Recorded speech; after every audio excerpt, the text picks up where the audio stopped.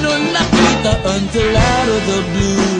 Ang feeling so true, bigla na lang sinabi sa akin that this guy's in love with you, pare.